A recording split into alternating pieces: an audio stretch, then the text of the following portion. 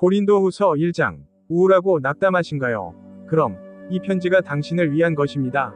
이 편지는 우리가 진리의 말씀을 올바르게 나누어 공유한다는 이유로 공격을 받을 때 우리를 위로해 줍니다. 바울이 부분적으로는 무슨 뜻인가? 바울은 에베소에서 그랬듯이 고린도에서도 사탄이 자신의 사역을 방해할까 봐 걱정했습니다. 우리는 왜 고통을 받는가? 하느님께서 우리를 위로하시는 이유는 우리가 다른 사람을 위로할 수 있기 때문입니다. 위로란 괴로움에 처했을 때 힘을 주고 위로해 주는 것을 의미합니다. 그러니 시작하기에 앞서 우리가 구원받았는지 확인합시다. 그리고 복음은 제가 너희에게 구원을 주는 복음을 선포한다는 것입니다. 그리스도께서 성경대로 우리 죄를 위해 죽으셨고 장사 지낸 후 성경대로 사흘 만에 다시 살아나셨다는 것입니다. 고린도전서 15장 1절부터 4절까지 우리는 복음을 믿을 때 용서받습니다. 고린도전서 15장 3절과 4절. 그리스도께서 십자가에서 우리 죄를 위해 죽으셨다는 것입니다. 그는 예언된 대로 무덤에 묻히셨고 사흘 만에 다시 살아나셨습니다. 그러니 만약 아직 구원받지 못했다면 구원받을 때까지 로마서 1장부터 5장까지 계속해서 읽으세요. 천국에 들어가려면 우리 자신의 위가 아니라 하나님의 위가 필요합니다. 우리는 주변을 돌아보면 괴로워할 수 있고 내면을 돌아보면 우울해질 수도 있습니다. 예수님을 바라보며 안식하세요. 그러므로 우리는 우리 자신에게서 눈을 떼고 예수님께로 눈을 돌려야 합니다.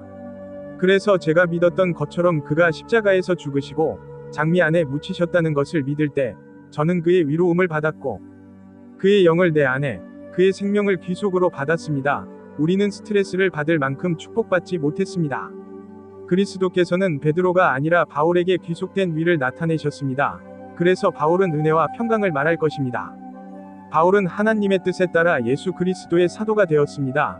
그러므로 바울은 그의 13개 서신을 모두 그의 이름으로 시작하며 그는 하나님의 뜻에 따라 예수 그리스도의 사도가 되었습니다. 하나님의 뜻은 그를 사도로 삼는 것이었고 디모데를 우리의 형제로 삼는 것이었습니다. 그러니 디모데가 이 편지를 받아 쓰고 있었을 것이고 우리는 서로를 고린도에 있는 하나님의 교회의 형제 자매로 여겼을 것입니다. 그러므로 그곳의 교회는 아카이아 전역에 있는 모든 성도들과 함께 하나님께 속한 것입니다. 그래서 나머지 신자들도 다 거기에 있었습니다. 우리 아버지 하나님과 주 예수 그리스도로부터 여러분에게 은혜와 평화가 있기를 빕니다. 그러므로 하나님은 우리에게 화를 내지 않으십니다. 왜냐하면 예수 그리스도께서 자신의 피로 온 인류의 죄를 대신하여 대속하셨기 때문입니다. 그럼 이 모든 일이 어떻게 시작되었는지 살펴보도록 하죠. 고린도의 상황은 이렇습니다. 바울은 고린도전서 1장 12절에서 이렇게 썼습니다. 제가 말하노니 너희 각 사람이 말하되 나는 바울에게 속한 자라 하느니라. 그렇습니다. 폴.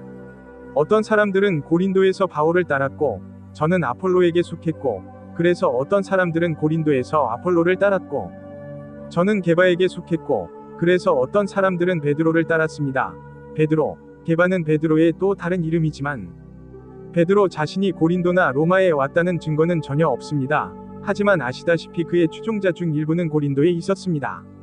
그리고 저는 그리스도의 사람이었기 때문에 어떤 사람들은 그리스도의 지상 사역을 따르고 있다고 말했습니다. 그리고 분열이 있었는데 이는 교파와 같은 것입니다. 그리스도의 몸 안에서는 교파 간에 분열이 있어서는 안 됩니다. 누가가 기록합니다. 실라와 디모데가 마케도니아에서 오자 바울은 영에 감동되어 유대인들에게 예수가 그리스도라고 증거하였습니다. 그래서 바울은 다니엘의 예언에 따라 예수님이 메시아라고 회당에 있는 유대인들에게 증거했습니다. 그들이 반대하고 모독하였을 때 그는 옷을 흔들며 그들에게 말하였다. 너희의 피는 너희 머리 위에 있을 것이다. 저는 깨끗하다. 이제부터 저는 이방인에게로 가리라. 사도행전 18장 5절과 6절. 그래서 그는 회당에 있는 유대인들에게 이렇게 말했습니다. 구원을 받고 싶다면 내 복음을 믿어 구원을 받아야 하고 천국에서 살아야 합니다. 왜냐하면 그것이 바로 하나님께서 주시는 것이기 때문입니다. 이제 당신이 영원한 삶을 원한다면 그럼 피터는 어땠을까? 그러자 베드로와 12제자가 예수께 물었습니다. 주님, 이때에 이스라엘에 다시 왕국을 회복해 주시겠습니까? 1막 6장. 그러니까 그것은 지구상의 문자 그대로 다윗의 이스라엘 왕국이 존재한다는 뜻입니다. 예수께서 그들에게 말씀하셨다. 때와 기한은 아버지께서 자기의 권한에 두셨으니 너희가 알 바가 아니다. 그러므로 하나님 아버지께서는 이 땅의 왕국이 언제 임할 것인지를 결정하실 것입니다. 그러나 성령이 너희에게 임하시면 너희가 권능을 받고 예루살렘과 유대와 사마리아와 땅 끝까지 이르러 내 증인이 되리라. 그래서 그들은 성령이 오실 때까지 예루살렘에 머물러 있어야 했고, 그런 다음 예루살렘에서 시작하여 증인이 될 것이었습니다. 그러므로 예루살렘을 먼저 구원해야 했습니다. 그래서 사도행전 2장 120절에서 베드로가 12사도 중 한 명이었는데 성령을 받았습니다. 그래서 아시다시피 그 뒤를 따르는 작은 집단이 있었습니다. 팔로 예수 그리스도의 몸이 언제 시작되었는지 이해하는 것이 왜 그렇게 중요할까요? 글쎄요, 우리는 당신이 법 아래 갇히는 걸 원하지 않아요. 죽음에 쏘는 것은 죄요. 죄의 힘은 율법입니다. 그래서 죄는 영적 죽음과 육체적 죽음을 가져왔고, 죄는 율법으로 인해 더욱 강화되었습니다. 그러니 법 아래 놓이게 되면 비판적이고 판단적이며 법률주의적이 될 겁니다. 그러나 바울은 이렇게 말합니다. 죄가 여러분을 지배하지 못할 것입니다. 여러분은 법 아래 있지 않고 은혜 아래 있기 때문입니다. 그러니까 우리는 이 막에서 구원받지 못하는 거예요. 우리는 하나님께서 사도행전 9장에서 그리스도의 몸과 은혜의 분배를 시작하셨을 때 구원을 받았습니다. 이는 부활하시고 승천하시어 영광스럽게 되신 주님께서 갑자기 타르수스 사람 사울, 바울이라고도 함에게 나타나셔서 사울아, 사울아 라고 부르시는 사건으로 예언되었습니다. 그리고 그는 물었습니다. 주님, 당신은 누구십니까? 그리고 주님께서 말씀하셨습니다. 저는 네가 박해하는 예수다. 그러므로 사울이나 바울이 어린 양떼를 박해했을 때 그는 예수 그리스도를 박해했던 것입니다. 가시에 찔리는 것도 힘드구나. 그는 떨고 놀라서 말했습니다. 주님, 제가 무엇을 하기를 원하십니까? 그리고 주께서 그에게 말씀하셨다. 일어나 성으로 들어가라. 그러면 네가 해야 할 일을 알려줄 것이다. 사도행전 9장 5절과 6절. 이때 바울은 하나님 아들의 영을 받았습니다. 다메섹으로 가는 길에 그는 그리스도의 한 몸의 한 사도가 되었습니다. 그러면 성경이 어떻게 구성되어 있는지 살펴보겠습니다. 성경을 간략하게 번역했습니다. 성경 전체가 우리를 위한 것이지만 성경 전체가 우리를 위한 것이거나 우리에 관한 것은 아닙니다. 성경의 대부분은 지상의 왕과 그의 왕국에 관한 것입니다. 그래서 성경은 예언, 신비, 예언으로 구성되어 있습니다. 그러니까 성경의 붉은 부분은 지상의 왕과 그의 왕국에 관한 내용이에요. 그리고 성경의 첫 부분에도 그런 내용이 있습니다. 그리고 미스터리 이후에도 몇 가지가 더 있습니다. 수수께끼는 파란색 부분인데 지금은 로마서 2장이라고 불립니다. 빌레몬서, 그건 천국에서 살 사람들을 위한 거예요. 나머지 성경은 이 땅에 살 사람들을 위한 것입니다. 그렇다면 교회의 가장 큰 실수는 무엇일까요? 그리스도의 몸이 사도행전 9장이 아닌 사도행전 2장에서 시작되었다고 말하는 건가? 이것은 성경 공부를 이해하기 위해 우리가 가져야 하는 계명이기 때문입니다. 여러분이 하나님께 인정받는 성경 공부를 하기 위해 책임을 져야 하며 진리의 말씀을 바르게 나누어 봉사한 것에 대해 심판을 받을 때 부끄러워할 필요가 없는 일꾼이 되어야 합니다. 성경 전체가 진리이지만 성경 전체가 우리에게 전달되거나 우리에 관한 내용은 아닙니다. 그러므로 우리는 성경의 나머지 부분에서 우리에게 어떤 교훈을 주는지 결정해야 합니다. 하지만 우리는 성경 전체를 공부합니다. 만일 악마가 당신을 단 한 가지로부터만 멀어지게 할 수 있다면 그것은 바로 올바르게 나누어진 성경일 것입니다. 이제 우리에게는 새로운 사도 바울이 있고 새로운 복음이 있고 믿음으로 위롭게 되며 은혜의 새로운 경륜이 있고 새로운 기관이 있고 그리스도의 몸이 있고 새로운 청중이 있고 모든 사람이 있고 새로운 운영 체계가 있고 법이 아니라 은혜가 있고 새로운 사역이 있고 화해가 있고 새로운 운명이 있습니다. 천국. 그럼 계속해 보겠습니다. 우리 주 예수 그리스도의 아버지이신 하나님, 곧 자비의 아버지이시며 모든 위로의 하나님을 찬양합니다. 그래서 바울은 하나님을 찬양하였고 하나님께서는 바울과 우리 모든 죄인들에게 자비를 베푸셨습니다. 그는 모든 위로의 하나님이시며 모든 환난 중에서 우리를 위로하심으로 우리도 하나님께서 우리에게 주신 위로로 말미암아 모든 환난 중에 있는 자들을 위로할 수 있게 하시는 분이십니다. 그래서 하나님께서 우리를 위로하시는 것은 우리가 다른 사람을 위로할 수 있기 때문입니다. 그리스도께서 우리에게 고난을 넘치게 하신 것과 같이 그리스도를 통하여 우리의 위로도 넘치게 됩니다. 그러니 우리가 고난을 겪는다는 것을 알지만 그것은 위로가 될 것이고 궁극적으로는 그리스도의 심판대에서 우리가 받을 보상이 될 것입니다. 또한 이제 우리 안에서도 그것이 풍부해질 것입니다. 왜냐하면 우리는 이야기가 무엇인지 우리가 괴로움을 받는지 알고 있기 때문입니다. 우리가 겪는 것과 똑같은 고난을 견뎌내는 것이 여러분의 위로와 구원에 효과적이기 때문입니다. 그러니까 아시다시피 그들이 괴로움을 겪는다면 그것은 여러분의 위로와 구원을 위한 것입니다. 혹은 여기서 우리는 이것이 고통과 절망, 완전한 절망으로부터의 구원이지 휴거나 불못으로부터의 구원이 아니라는 것을 보게 될 것입니다. 불못은 우리가 겪는 것과 똑같은 고통을 견뎌내는 데 효과적입니다. 그래서 그들은 견뎌내야 하고 바울이 견뎌냈기 때문에 견뎌낼 수 있습니다. 우리는 견딜 수 있을지 아니면 위로받을 수 있을지 고민해야 합니다. 그것은 여러분의 위로와 구원을 위한 것입니다. 그러니 우리가 괴로움을 겪는 것은 여러분의 위로와 구원을 위한 것입니다. 그리고 우리가 위로를 받는다는 것은 또한 위로와 구원을 위한 것인데 괴로움을 받는 자에게 구원의 위로를 주기 위함입니다. 그는 이것을 반복하여 말합니다. 위로는 여러분의 위로와 구원을 위한 것, 고통으로 인해 너무 무거운 짐을 지고 있는 데서 구원을 받기 위함입니다. 그래서 우리는 세상에 알리는 데 어려움을 겪습니다. 구원은 더 이상 유대인들이 땅에서 사는 것이 아니라 바울을 따르고 그리스도를 따르고 천국에서 사는 것입니다. 그리고 우리는 여러분을 향한 희망을 변함없이 믿습니다. 우리는 여러분이 바울을 계속 따르기를 바랍니다. 여러분이 고난에 참여하는 것 같이 위로에도 참여할 줄을 알기 때문입니다. 그러므로 하나님께서 행하시는 일에 하나님을 섬기는 데 대한 최종적인 보상은 이러합니다. 형제 여러분, 우리가 아시아에서 겪은 환난을 여러분이 모르게 해서는 안 됩니다.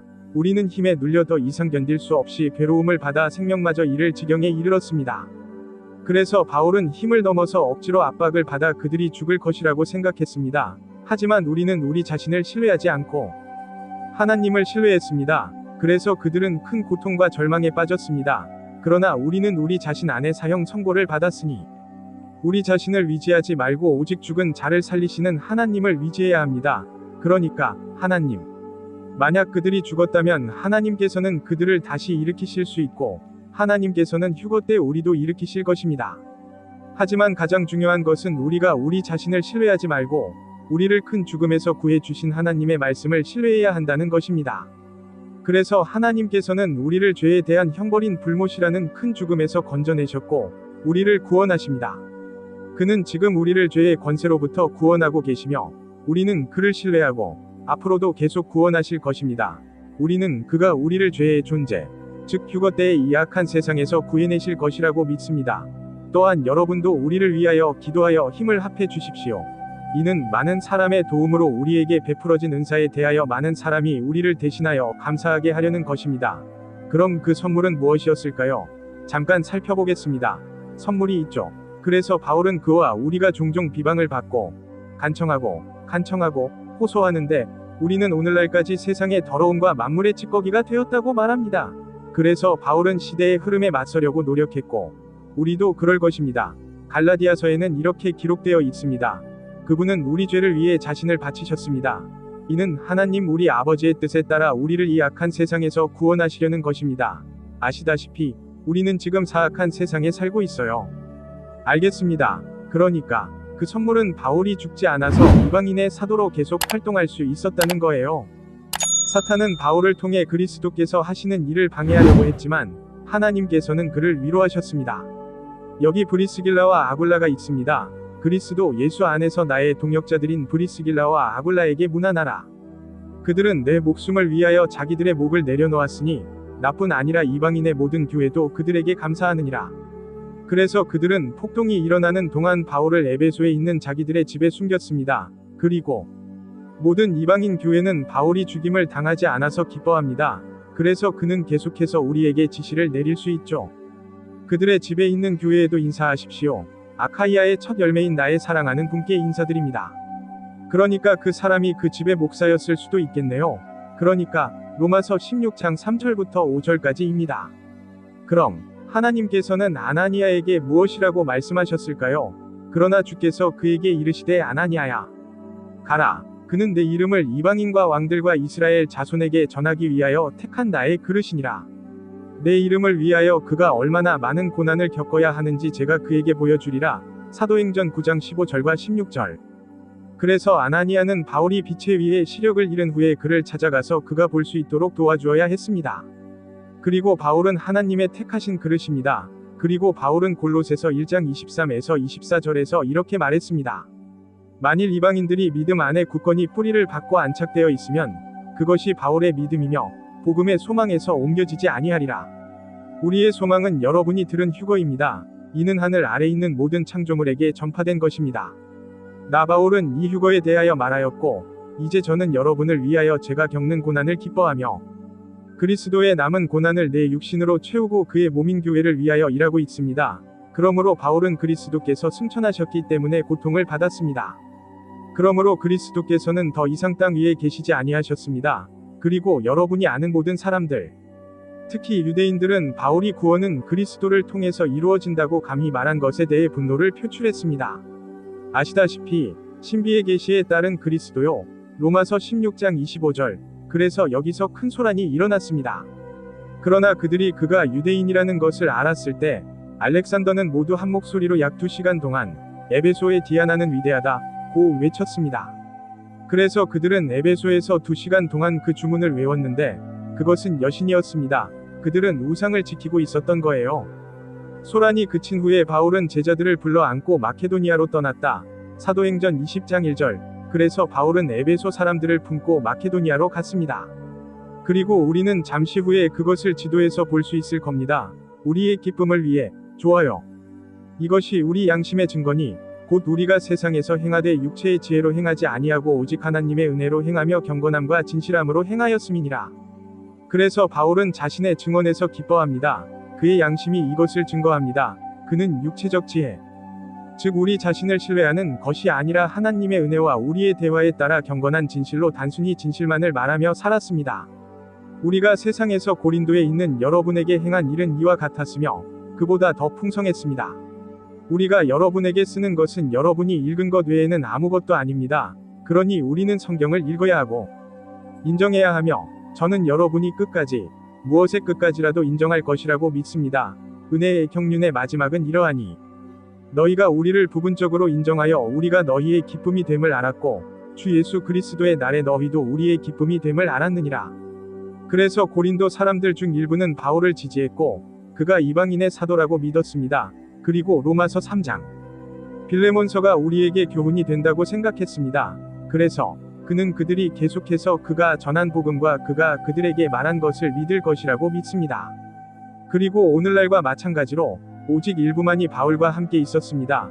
많은 사람이 거짓 목사와 잘못된 지시를 따르지만 그것은 세상적이고 세상적이며 하늘의 지시가 아닙니다. 그러나 우리는 그리스도의 심판대에서 기뻐할 것입니다. 그리고 이러한 확신을 가지고 저는 당신께 가기로 마음먹었습니다. 그래서 폴은 제가 당신에게 오는 것을 고려한 것은 당신의 일부가 저를 믿었기 때문이라고 말했습니다. 그리고 저는 이러한 확신을 가지고 여러분에게 가기로 마음먹었습니다. 그 전에 너희가 두 번째 유익을 얻을 수 있도록 하였으니 곧 제가 그리스도로부터 너희에게 더 많은 계시를 전하고 너희를 지나 마케도니아로 가서 마케도니아에서 다시 너희에게로 돌아와서 너희를 거쳐 유대로 가는 길에 나를 인도할 수 있게 하려는 것이니라. 좋아요. 그래서 바울의 계획은 에베소에서 고린도로 가서 마케도니아로 간 다음 다시 고린도로 돌아와서 복음을 가지고 유대로 가는 것이었습니다. 하지만 그는 그렇게 하지 않았습니다. 그러나 그는 소란이 있은 후에 트로아스로 갔다가 이어서 마케도니아로 갔습니다. 그리고 그가 티투스를 만난 것은 바로 마케도니아에서였습니다. 그 후 티투스는 고린도로 돌아갔습니다. 하지만 바울은 일리리쿰으로 갔다가 그리스 서해안을 따라 고린도에 도착했습니다. 그래서 그는 먼 길을 택했습니다. 좋아요. 그러면 우리는 하나님께서 그 신비를 삽입하셨다는 것을 알아야 합니다. 성경의 창세기부터 요한계시록까지의 성경 연대기는 다음과 같습니다. 그래서 우리에게는 아담이 있었습니다. 그 다음에 홍수, 바벨탑, 아브라함, 다윗, 마태복음, 마가복음, 누가복음, 요한복음에 나오는 그리스도, 그리고 십자가에서의 죽음, 매장, 부활이 나옵니다. 그리고 열흘 후에 그는 성령을 내려주셨습니다. 그는 지상의 왕국을 건설하겠다는 일련의 갱신된 제안을 했습니다. 하지만 스데반은 돌에 맞아 죽었습니다. 그러니까 바울은 스데반이 돌에 맞아 죽을 때 그 자리에 있었는데 그는 어느 쪽에서도 예언을 받을 수 없었습니다. 그는 성령을 모독했기 때문에 하나님께서는 그가 구원받을 수 있도록 새로운 경륜을 시작하셔야 했습니다. 그래서 그리스도께서는 사도행전 9장에서 타르수스 사람 사울, 즉 바울에게 나타나셨고 바울에게 주어진 신비, 즉 그가 천국에서 살 새로운 집단을 형성하고 있다는 사실을 알려주셨습니다. 그리고 그는 곧 다시 나타나 우리를 휴거하실 것입니다. 그래서 우리는 그리스도께서 나타나시는 두 번 사이에 살고 있는 셈입니다. 우리는 그분의 천상의 무리입니다. 그러면 하나님께서는 이스라엘을 다시 다루실 것이고 지연된 환난을 보내실 것입니다. 그리고 그 7년 후에 그리스도께서 다시 오셔서 이 땅에 첫 번째 천년 왕국을 세우실 것입니다. 그래서 은혜의 붕배가 접붙여졌습니다. 하나님께서는 사도행전 9장부터 휴거까지 그리스도의 몸을 형성하십니다. 이것은 미스터리였다.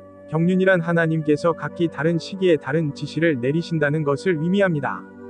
가장 위험한 교리는 경륜주의적이지 않으면서도 성경적이라는 것입니다. 그러므로 우리는 하나님께서 지금 이 순간도 신비로 일하고 계시다는 것을 알아야 합니다. 바울은 그리스도의 심판대 앞에서 그리스도의 몸을 자랑스러워하고 싶어 했기 때문입니다. 그는 이렇게 말했습니다. 제가 이방인인 여러분에게 말하는 것은 내가 이방인의 사도인 만큼 내 사도직을 찬양하기 때문입니다. 로마서 11장 13절. 그러므로 그는 우리의 사도이며 자기 자신을 영화롭게 하는 것이 아니라 자신의 직분을 영화롭게 하는 것입니다.